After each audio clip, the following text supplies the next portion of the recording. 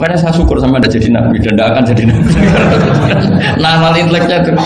Jadi ini penting saya utarakan karena sekarang itu agama mau dicerdasin, ngajinya agak gelem tapi mau kritis. Itu bahaya betul. Makanya innama ahlakal ladzina min qablikum kasratu masa ilim. Karena banyak pertanyaan. Ya bahaya betul. Masa Allah dievaluasi. Allah?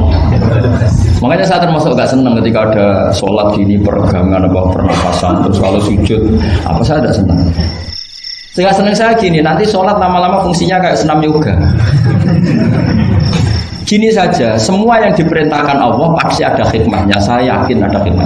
Tapi tidak usah hikmah ini jadi tujuan. Kalau nanti jadi tujuan, terus orang bilang gini, itu sholat terus sakit, yang nggak sholat sehat habis kamu.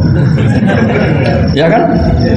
Tapi kalau ada orang tahu hikmahnya gini itu untuk apa, narik nafas atau apa yang gini, ya monggo lah sauni-unimu ya siap popol lah seperti itu. Tapi kalau jadi tujuan, jadi ya sudah yang benar sholat itu apa? Sholat itu bukti ketundukan sama Allah Subhanahu wa ta'ala. Wasjud waqtarib, kalau berani sujud berarti insya Allah dekat sama Allah, karena itu bentuk tawadhu, bentuk tadzallul, bentuk ubudiyah. Fadkhuli fi ibadi wadkhuli. Lalu kok terus dianalisis ini fungsinya gini, wah repot. Lah nanti kalau ada senam yoga tandingannya lebih efektif. Saya jantung sujud kok enggak ngefek, tapi setelah ikut yoga kok ngefek. Saya loh ya, orang boleh nggak berpendapat sependapat sama saya, tapi kalau nggak sependapat keterlaluan, yakin. Karena dari saya jelas yang namanya wasjud ya Pak. Udah ada di hadis di Quran, wasjud wa tasfu, sujud dan kamu menjadi nggak ada yang ada ya wasjud. Saya kira demikian. Assalamualaikum warahmatullahi wabarakatuh. Apa langsung selesai aja? Ya. Masalah keimanan. Tanya apa ngeluh? Kalau tanya boleh ya gimana? Masalah keimanan tentang qada dan qadar. Oh iya. Kalau qada dan qadar itu kita sudah ditentukan oleh Allah, kenapa masih dimintai pertanggungjawaban? Tidak. Oh iya. Betul. Ya seperti mukadimah saya tadi ya. Jadi ngaji itu harus kafah. Kafah itu artinya komplit. Jadi Nabi dalam banyak hal yang momennya tepat ya menganalisis dengan qada qadar, tapi dalam banyak hal juga melarang orang membicarakan qada qadar. Jadi misalnya gini, kamu kadung ditakdir pernah punya dosa dan kamu ingin tobat, maka dosa yang masa lalu anggap saja qada qadar, terus keinginan tobat itu anggap aturan syariat. Jangan lalu setelah qada qadar kamu tidak berkeinginan tobat. Ini penting saya utarakan karena Nabi itu menghentikan pasti dua kali. Saya jamin di setiap konteks sosial Nabi pasti menghentikan dua kali. Dua kali itu dua solusi. Nabi pernah ngendikan idza dzikiral qadar fa'amsiku wa idza dzikra ashabi fa'amsiku. Jika umatku telah menjustifikasi qadar dan qadar fa'amsiku, kamu jangan ikut-ikut. Karena nanti akan yang zina enggak apa-apa, saya sudah qadar, yang maling ya enggak apa-apa karena sudah qadar.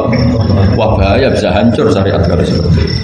Tapi ada banyak hal yang Nabi mengisnadkan itu ke qadar.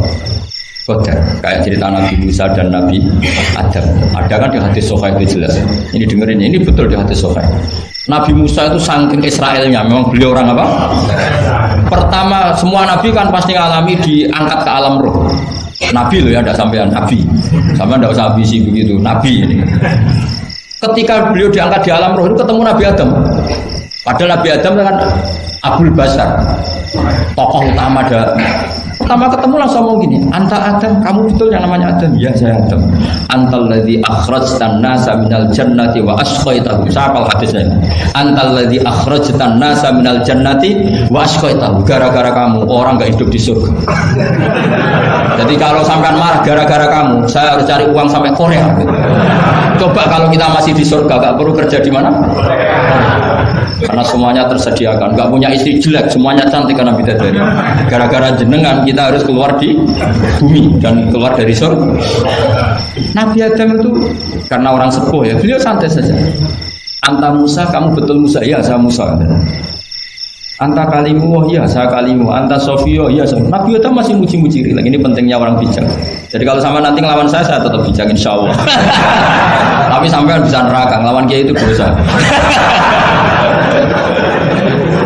Dosa sekali, bukan dosa biasa, sangat dosa.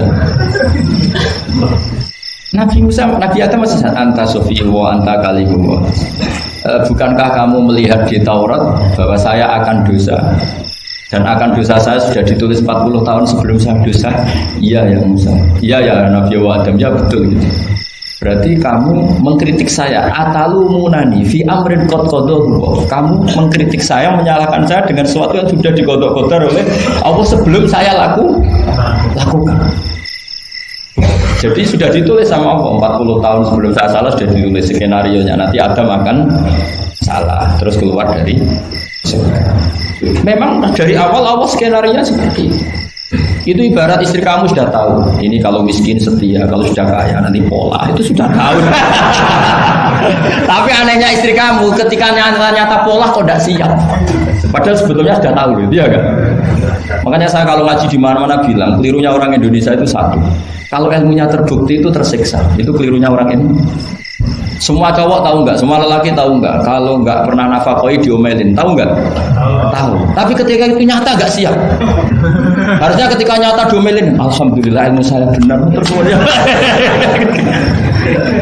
Tapi istri kamu juga gitu. Biasanya wong lanang nek duwe akeh pola. Terus dengar sampai mulai cinta orang lain, harusnya kan alhamdulillah ilmu saya benar kan. Artinya gini, manusia saja bisa memprediksi.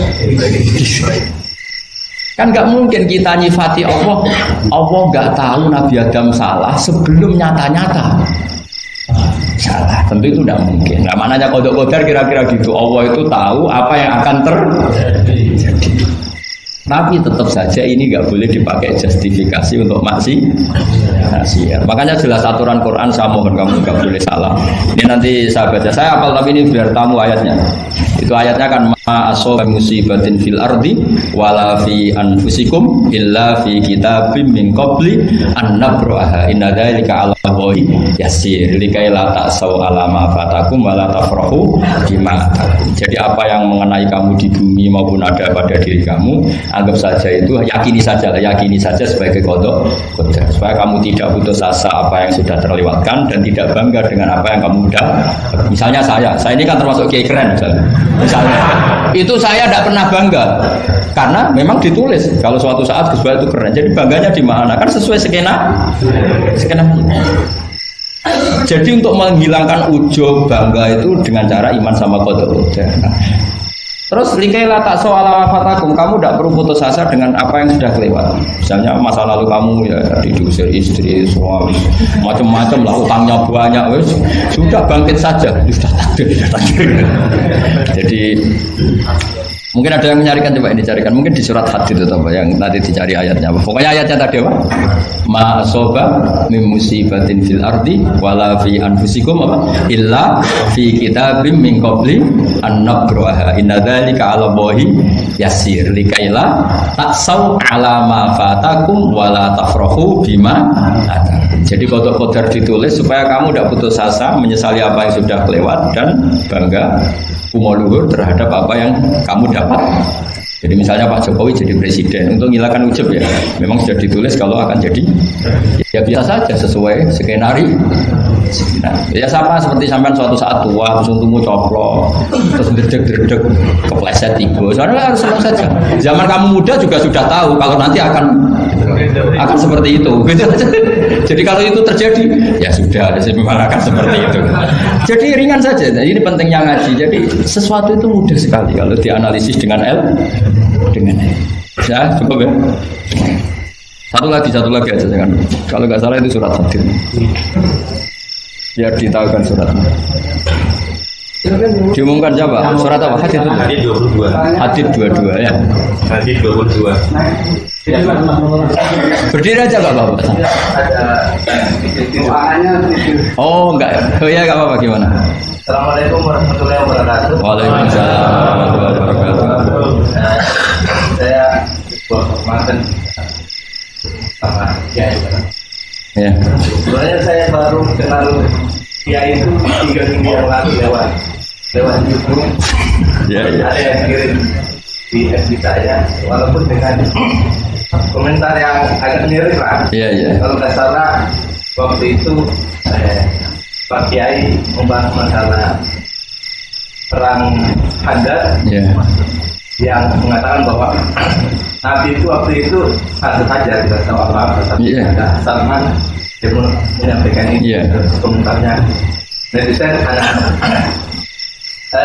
Tapi pertanyaan saya itu bukan itu Pak. Iya gimana? Pertanyaan saya itu saya tertarik kenapa cara baca mushafnya itu ada rambut di. Iya.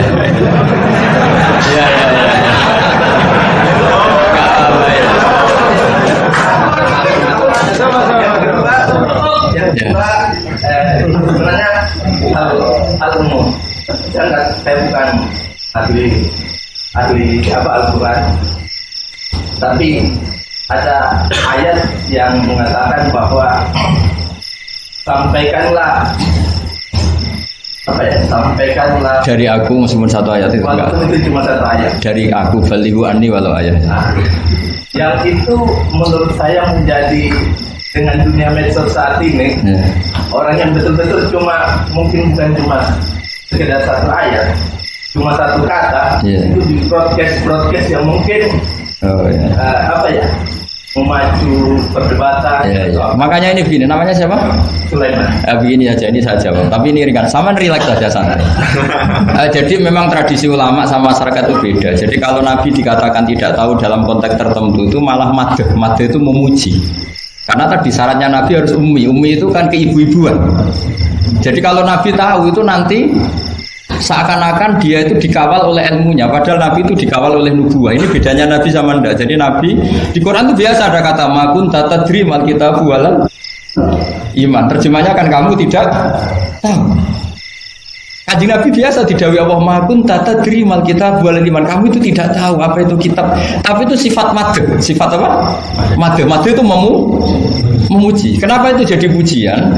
Karena Nabi kalau sudah tahu urusan sesuatu nanti jadi ilmu tandingan menandingi wahyu.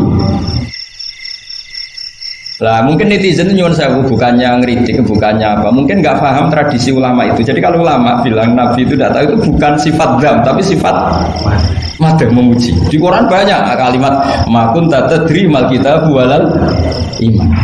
Makanya Nabi ketika disuruh baca Iqra ya Muhammad, jawabnya gimana? Saya tidak bisa baca. Tapi bukan sifat buruk, justru bagus. Kalau Nabi bisa baca, ilmunya nanti dikira beliau belajar dari buku-buku dan itu dia jadi Nabi. Wah itu memang bacanya banyak. Clear ya ini ya, supaya nggak salah paham. Jadi dikatakan tidak tahu kalau Nabi itu bagus, madh. Nggak bisa baca juga madh, sifat pujian. Kalau kamu udah bisa baca buruk sekali. Itu jelas. Ya kan tahu semua kan ketika Nabi disuruh baca bilang apa? Saya tidak bisa baca, tapi itu bagus. Karena semuanya biar karena wah. Ya, soal gaya peci saya ini Islam khas ya, khas ini. Nah, yang ini yang penting, yang pertanyaan sampean terakhir bali wa ani walau aja. Memang ini semenjak dunia medsos memang dengan tanda kutip agak kecelakaan, mengutip kutipan tokoh atau apa hanya sepotong-potong itu bahaya. Bahayanya begini, itu bukan hanya karena yang ngendikan tokoh. Meskipun Quran kalau wakafnya salah itu ya bahaya. Coba misalnya begini, ada orang wakaf di depan orang yang paham bahasa Arab. Innallaha la yastahi, terus wakaf ya Pak. Terjemahnya gimana? Allah tidak punya rasa malu. Jika di ilmu Quran itu diaturkan ada wakaf yang haram, yaitu wakaf yang rusak makna. Harus diteruskan innallaha la yastahi ayyadriba masalam ma ba'u. Allah tidak malu bikin perumpamaan sekecil apapun makhluk itu. Misalnya buat perumpamaan dengan coba kalau bacanya satu ayat terpotong. Innallaha la yastahi, Allah tidak. Bayangkan didengar orang yang paham bahasa Arab. Jadi problem kita adalah kadang kutip ya gitu. Jadi apa ya tadi belum mendengarin kompletnya ngaji. Jadi kalau ada ulama bilang Nabi tidak tahu itu sebenarnya madh itu ngelem karena memang begitu. Makanya Allah bilang apa? Makun tatadri mal kitab walal iman. Muhammad kamu tidak tahu apa yang maknanya kitab, maknanya iman. Tapi nggak tahu ini untuk Nabi kelebihan karena kalau Nabi tahu dulu berarti ilmunya sebagian diserap dari Taurat dan Injil dari yang macam-macam. Makanya dulu orang kafir kalau ngeritik Nabi kan Walaqad na'lamu annahum yaquluna innama yu'allimuhu basar. Muhammad pinter macam pernah belajar. Terus Allah menjawab, Muhammad itu enggak pernah belajar, bahkan baca saja tidak. Jadi kalau Nabi dikatakan enggak bisa baca, enggak tahu itu madhab. Saya ulang lagi untuk Nabi itu madhab. Sehingga semua yang dilakukan Nabi in huwa illa wahyu yuha. Semua hanya berdasar wahyu. Ini bedanya Nabi dengan selain Nabi. Makanya Nabi itu nggak pernah baca, nggak boleh memang.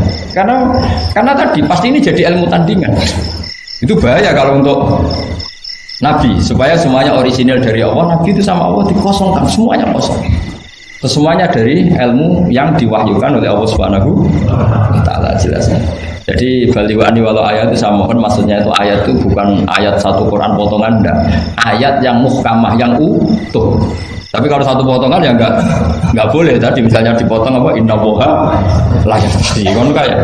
Makanya di bab ilmu tajwid kan diterangkan wa ba'da tajwidi kalil hurufi la budda min ma'rifatil wuqufi. Setelah kamu tahu tajwid ikhfa izhar idgham, kamu harus mengenal ilmu waqaf. Karena sekali salah waqaf itu ya gitu Mas Leman ya. Assalamualaikum warahmatullahi wabarakatuh.